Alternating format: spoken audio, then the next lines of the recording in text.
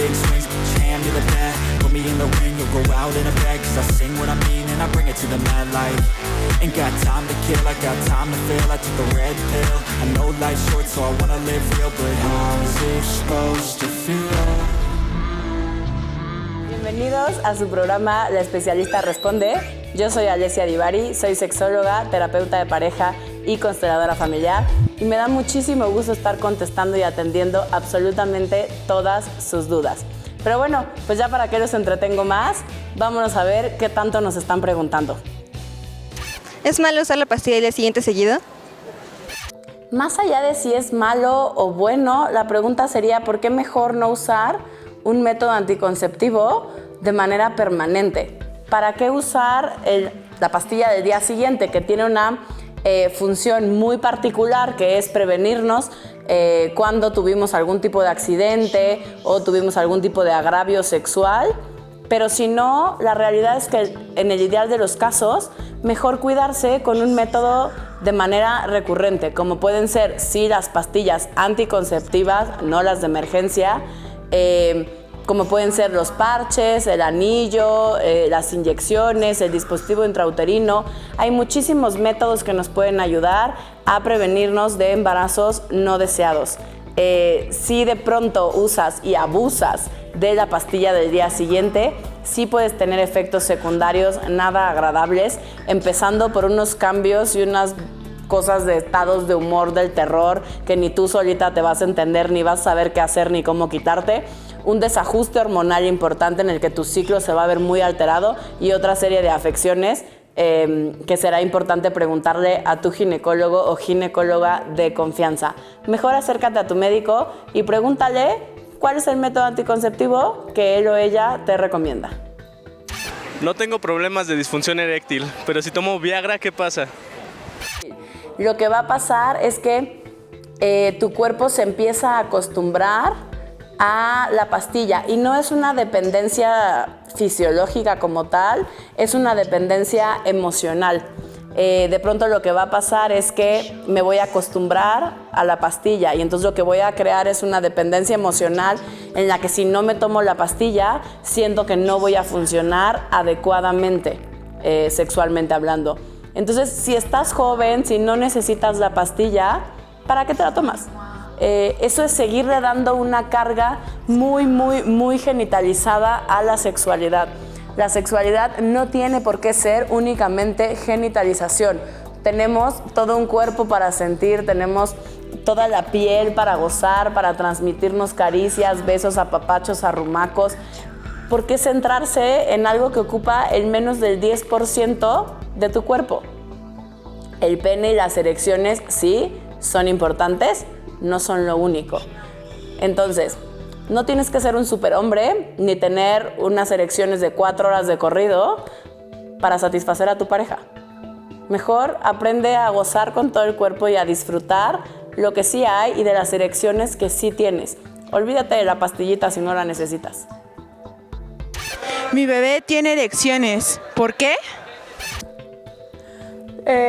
Son lo máximo, los bebés son lo máximo. A ver, hay estudios que cuando por medio del ultrasonido vemos a los bebecitos que todavía están en la panza de mamá, los bebés tienen erecciones desde que son fetitos y están en la pancita. Ya desde ahí hay erecciones. Entonces, es parte normal del desarrollo sexual de las personas, en este caso de los hombres.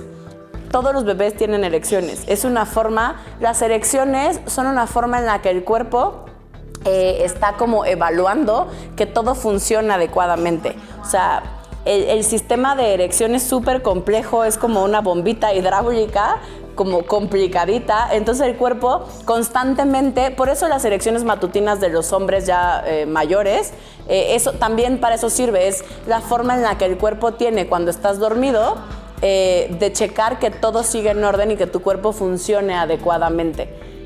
Por eso en el caso de los bebés no es de excepción, desde que son pequeñititos, desde antes de nacer, el cuerpo está probando que sí mismo, que su cuerpo, que en este caso el pene, funcione de la manera más adecuada, y esa es teniendo erecciones. Entonces es perfectamente normal que tu bebé tenga erecciones, no te azotes. De hecho hay muchos pueblos en diferentes partes de Latinoamérica, por ejemplo, que la práctica común es que las mamás sí, masturbé a mi bebé. Bueno, no dicen masturbar porque no es la palabra que utilizan, pero es como le jalé su pellejito y por jalarle su pellejito es masturbar a su bebé. Y viera, doctora, se queda bien dormido. Quién sabe por qué, no me lo imagino, ¿no? Entonces los bebecitos, hay muchos pueblos donde así los duermen. Entonces tú dirás si no es algo que pase de manera muy cotidiana y recurrente. A mi novia le da miedo el sexo anal. ¿Qué me recomienda para que no le duela? Este es un miedo muy común en la gran mayoría de las personas, sin importar si somos hombres o mujeres. De pronto, como no es una práctica que de manera cotidiana nos enseñen a hacerla, le tenemos un poquito de miedo porque no sabemos cómo. Digamos que la forma más fácil de empezar a estimular la zona anal sería, empieza siempre es importante utilizar lubricante. El ano no cuenta con lubricación natural, por lo cual es importante ponerle un lubricante. El lubricante, de preferencia, necesita ser base agua, porque si es base silicón va a romper el condón. Entonces, es importante que el lubricante sea base agua. Una vez que tenemos nuestro lubricante base agua, lo que vamos a hacer es poner un poquito en la zona anal y vamos a empezar como a masajear, a coquetear con la zona. Vamos a ir estimulando paso a pasito. Cuando mi pareja se sienta ya como más cómoda con la estimulación así por afuerita, tranquila, leve, paso a pasito, entonces puedo proceder al siguiente nivel, que es introducir un dedo, ¿no? Y entonces una vez que ya introduje un dedo, voy viendo, voy estimulando y voy notando y mi pareja me va diciendo cómo se está sintiendo, qué tan cómoda, qué tan cómodo se siente, para que poco a poco igual puedo meter 2 dedos, después puedo jugar con un juguete sexual que sea delgadito, especial para la parte anal y posteriormente cuando mi pareja ya está como muy acostumbrada, como ya es una sensación muy cotidiana, podemos probar con la penetración del pene como tal. Y es poquito a poquito, o sea, vas a meter la cabeza y vas dejando que el cuerpo se vaya amoldando a tu tamaño, se vaya amoldando a la sensación y poco a poco vas penetrando hasta el nivel que ustedes decidan de penetración que está bien para ustedes. ¿Ok? Entonces, es paso a pasito. Vamos primero estimulando, cachondeando, rozando, besando, después un dedo, después 2, después un juguete delgadito, especial para estimular la vía anal y finalmente entonces estaremos listos para poder tener una penetración con el pene como tal. ¿Cómo puedo producir el orgasmo vaginal? Los orgasmos vaginales son como no son un mito porque en realidad sí existen, pero muy poco porcentaje de la población femenina los tiene o los experimenta de manera exclusiva. O sea, lo que tiende a pasar es que la gran mayoría de las mujeres no tenemos orgasmo vía vaginal únicamente. El que sí tenemos absolutamente todas es el orgasmo vía clítoris. De hecho, en las últimas investigaciones lo que se ha visto es que antes creíamos que el clítoris era como solo como el botoncito que se ve por afuera, ¿no? Como esa pequeña protuberancia que se ve, cuando la realidad es que eso es solo el glande del clítoris, es solo la puntita. Ese glande lo que va a hacer es que tiene una raíz y esa raíz enerva, es como una raicita así que enerva los labios vaginales y parte de la vagina. Por eso se dice que el primer tercio de la vagina es el más sensible y tiene que ver con los nervios, con las inervaciones del clítoris. Entonces, en realidad, todas lo que estamos teniendo es un orgasmo vía clítoris. Pero bueno, sí hay quien solo mediante la penetración siente esta descarga sexual, siente este clímax, este orgasmo que nosotros denominamos vaginal. La realidad es que no todas lo tenemos, entonces no te azotes si eres de las que no lo tiene. No hay por qué perseguirlo. Hay muchas maneras de disfrutar de la sexualidad, hay muchas formas de alcanzar un orgasmo. La vía vaginal es solo una de las tantas maneras de alcanzar un orgasmo. Y ya volvimos, qué bueno que te quedaste con nosotros. Y vámonos a lo que sigue, con muchas más preguntas. ¿Por qué el ano aprieta más que la vagina? En términos generales, porque el ano es un esfínter, a diferencia de la vagina que es un músculo, y que está un poco más distendido que la zona anal. El ano es un esfínter, está compuesto de anillos que lo que van a hacer es que no permiten la salida, en este caso, de las heces fecales. Si no fuera así, pues sería muy extravagante andar por la vida. Entonces, por eso aprieta más, porque la anatomía es distinta, porque la función es diferente. Y entonces por eso aprieta un poquito más que la vagina. Pero la realidad es que también puedes tonificar los músculos vaginales de manera tal que aprietes cuanto tú lo desees. Al ser un músculo es trabajable y es tonificable. Entonces puedes tener algo que se llama perrito, que el perrito no es otra cosa más que poder apretar muy muy fuerte la vagina. Y hay mujeres que tienen esto y que pueden incluso no dejar como salir al pene, ¿no? Entonces, claro que se puede, hay varias maneras de lograrlo. Y lo interesante es que no forzosamente tiene que ser más o menos apretado que el ano, pero de manera natural, común y corriente, sí, el ano aprieta un poquito más que los músculos vaginales. ¿Por qué no lubrico? A mí me encantaría, ahí antes me hubiera gustado como indagar un poquito más, porque la pregunta sería, ¿nunca has lubricado? Porque si nunca has lubricado, entonces tendríamos que ver qué es eso que está pasando a nivel fisiológico. Es probable que tu problema sea algo orgánico, por lo tanto es competencia de un médico revisar qué es eso que está ocurriendo, por lo cual tú no tienes una lubricación común y corriente como el resto de las mujeres. Si lo que ocurre es que de pronto, de un tiempo para acá, no estás lubricando como antes, entonces puede ser por muchas razones. Siempre la parte orgánica está presente y puede ser. Yo siempre a todos mis pacientes les digo, primero, a la par de venir conmigo, ve a una revisión médica, que chequen que todo funciona adecuadamente para que estemos seguros que entonces tu trabajo y el mío sí es solo por la vía emocional. Y si no, trabajo en conjunto con algún doctor o doctora para llevar el caso, ¿no? de manera conjunta, porque a veces se necesita. Entonces, en el caso de la lubricación, a veces puede ser que por algún tipo de evento, porque estás enojada con tu pareja, porque tú estás tomando algún medicamento que antes no tomabas, porque estás muy estresada, porque no estás sabiendo cómo manejar la ansiedad, porque a veces las mujeres se sienten atraídas hacia alguien más y no saben cómo manifestarlo y entonces ya no quieren estar con su pareja, pero no saben cómo decirle que no, y entonces el cuerpo es la manera que tiene como de mostrarte el síntoma y lo que te está pasando. No hay una sola razón o un solo factor por el cual una mujer deje de lubricar. Habría que ver de manera particular y muy puntual cuál es tu caso y cuáles son esos factores que están haciendo o que hicieron que tú hayas dejado de lubricar.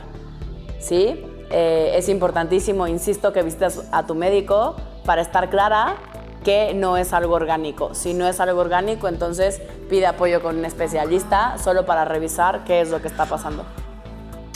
¿Las pastillas anticonceptivas engordan?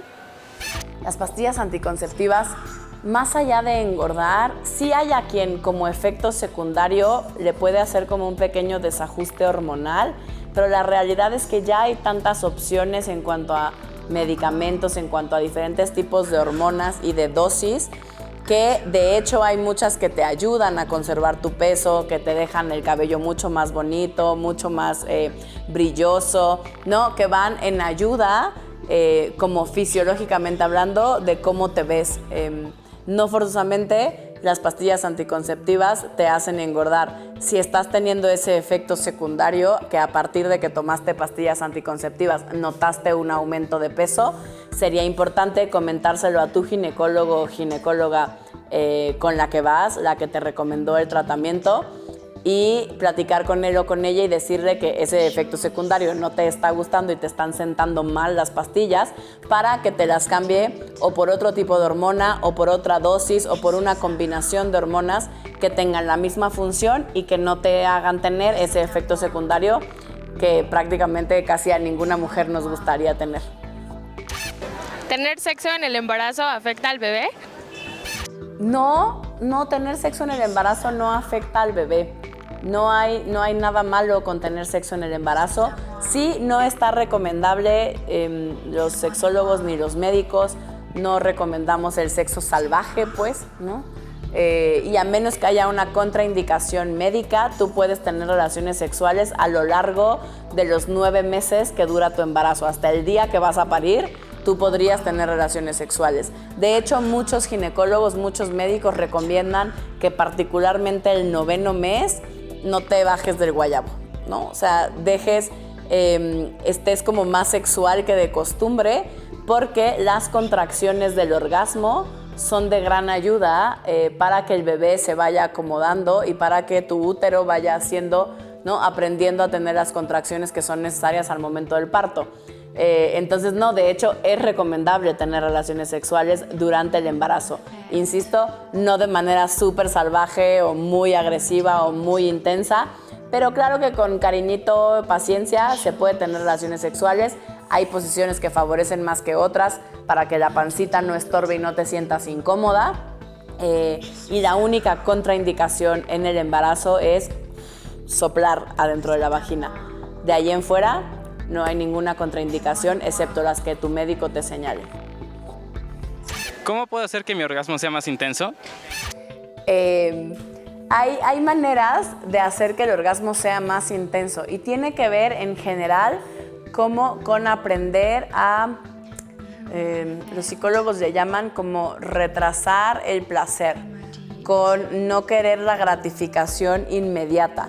Lo que a muchos de nosotros nos pasa es que queremos una gratificación inmediata, ahorita. Ya quiero tener un orgasmo ahorita, ya quiero sentir ahorita, ya me quiero venir en 5 segundos. En general, lo importante, hay un experimento que hicieron en la Universidad de Stanford que se llama el experimento del malvavisco o del bombón. Y lo que pasó es que pusieron a chavitos y chavitas, a niñitos de entre 4 y 6 años, y les dieron un malvavisco y les dijeron que si se quedaban, que iba a salir, ¿no? El que puso la prueba. Te voy a dejar aquí con tu malvavisco. Si en 15 minutos que regrese no te has comido tu malvavisco, yo te voy a dar otro malvavisco y entonces tendrás 2 bombones para comerte. Lo que fue súper interesante de esta investigación es que muchos de los niños lograron como retrasar como la gratificación inmediata en aras de una gratificación mayor, como es comerme 2 malvaviscos en lugar de 1. Y entonces lo que este experimento fue notando es que a lo largo de los años, porque siguieron estos niños hasta que se hicieron adolescentes, fue que los niños que lograron aplazar el placer por un objetivo más lejano, tenían una determinación mucho más importante que los demás, eran mucho más aptos para alcanzar metas, se sentían más a gusto con quienes eran porque podían dejar pasar una gratificación inmediata por algo que quiero alcanzar, por algo que quiero lograr. Lo mismo pasa con el ejercicio de la sexualidad, lo mismo pasa con mi relación con la sexualidad. A veces lo que estoy queriendo es tener una gratificación inmediata y entonces me pierdo de la gratificación que vendría a largo plazo. A veces lo que estoy queriendo es ya tener un orgasmo ahorita, ya besarme al hombre o a la mujer que me gusta, en lugar de darme mi tiempo, de sabrosearlo, de cachondear, de notar cómo me estoy sintiendo y de esa inquietud y de ese hormigueo que nos da el no saber qué va a pasar y el tener que esperar. Algo que a veces les he dejado a mis pacientes hacer y que se los paso al costo es prueba a no tener relaciones sexuales 2 semanas. Y cuando digo relaciones sexuales me refiero específicamente a que no haya penetración ni jugueteo genital. Se pueden besar, fajar, coquetear, hablar, escribir, mandarse fotos, hacerse videos, pero no se pueden tocar genitales durante 2 semanas. Y luego me cuentan cómo les va, ¿ok? Se los paso al costo. Yo digo que va a estar bueno si lo hacen. Si hago sexo oral, ¿puedo contraer VIH? Sí, mediante el sexo oral, sí podrías contraer VIH. A ver, lo que pasa con las infecciones de transmisión sexual que se contagian vía fluidos como el VPH o el VIH, lo que va a pasar es que al momento de hacerle sexo oral a alguien, ya sea un hombre o una mujer, va a haber un intercambio de fluidos en los cuales Los suyos van a entrar en contacto con los míos y yo me los voy a tragar y van a entrar directo a mi torrente sanguíneo. La boca, la mucosidad de la boca es muy sensible y entra directito, es como cuando tomas una pastillita sublingual.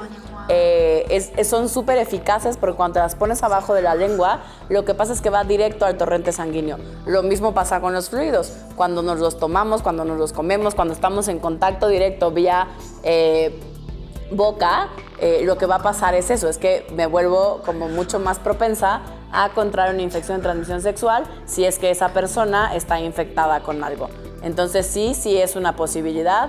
Es importante que al momento de hacer sexo oral te cuides. Si es a un hombre, le pongas condón, y si es a una mujer, uses algo que se llama dique dental, que es como una telita, un cuadradito rectangulito de látex que vas a poner sobre la vulva, y es ahí donde de manera así como muy coqueta lo vas a colocar, y es eso lo que vas a estar besando, lamiendo, chupando, estimulando. ¿Ok? Entonces sí, tristemente sí nos podemos contagiar de algún tipo de infección sexual como el VIH vía sexo oral. Mi novio dice que es alérgico al látex y no quiere tener relaciones sexuales con condón. ¿Qué debo hacer? Sí hay gente alérgica al látex. Se dice que más o menos el 1% de la población mundial es alérgica al látex. Es raro, pero existe. Entonces, si tu pareja, si tu novio es de estas personas del 1 en 1 millón que es alérgico al látex, es importante que sepan ambos que hay una opción. Hay condones de poliuretano. Los condones comunes y corrientes, los que venden en todos lados, los que están como comercializados en cualquier parte, son de látex. Pero también, aunque menos comunes, sí los encontramos fácilmente. Hay unos condones que el material se llama poliuretano, que es plástico y cumple la misma función. Y si eres alérgico al látex, son una gran opción, porque entonces te sigues cuidando, sigues utilizando condón, pero no estás en contacto con el material que te causa alergia. Entonces, condones de poliuretano son la opción para tu novio. ¿Es cierto que el Viagra provoca infartos? No, en términos generales, no forzosamente el Viagra provoca infartos. Lo que sí es cierto es que la sal del Viagra, cuando empezaron a estudiar esa sal, lo que sucedió es que los hombres que formaban parte de ese estudio, así los conejillos de indias de ese estudio, empezaron a reportar unas erecciones de te mueres, y entonces los científicos encargados como de estudiar la sal, lo que empezaron a ver es que ese efecto secundario era mucho más redituable, económicamente hablando, que las afecciones cardíacas que pudiera tratar el Viagra, ¿no? Entonces empezaron a abrir más bien la línea de investigación hacia la disfunción eréctil y fue así como nació el Viagra. Si tienes algún tipo de problema cardíaco, sí puede ser que esté contraindicado el Viagra. Es importante que si vas a utilizar Viagra sea recetado, no te automediques. Aunque sea el Viagra, aunque sea la pastillita azul que todo el mundo dice que no pasa nada, es importante que lo consultes con tu médico. Si me salgo antes de eyacular, ¿puede haber embarazo? Sí, claro que puede haber embarazo si te sales antes de eyacular. Es uno de los principales mitos que existen, porque hay algo que se llama líquido preeyaculatorio. Ese líquido, como su nombre lo dice, es como el lubricantito natural que tiene el pene, que tiene el glande, de estar como lubricándose a lo largo de la relación sexual. Entonces, lo que va a pasar con este líquido preeyaculatorio es que sí contiene espermatozoides. Poquitos, pero contiene. Entonces, entre que se contiene poquitos y tú seas muy fértil, pues la combinación no va a ser la ganadora si lo que estás buscando es no tener un chamaquito. Entonces, sí, claro que si tienes relaciones sexuales sin condón o sin ningún tipo de anticoncepción, aunque te salgas antes de eyacular en forma, por supuesto que hay riesgo de embarazo. Tuve relaciones con mi pareja, ya llevo un mes de retraso, me hice la prueba, salió negativa, ¿qué debo hacer? Es muy común que de pronto cuando estamos estresadas, angustiadas, ansiosas, ¿no? Como sufriendo acá de una angustia máxima, no nos baje, ¿no? No, la menstruación no llegue en tiempo y forma como normalmente nos llega. Entonces, si ya te hiciste una prueba, yo te diría, para estar 100% segura, si la prueba fue casera, el ideal sería que te hicieras una prueba de embarazo vía sangre.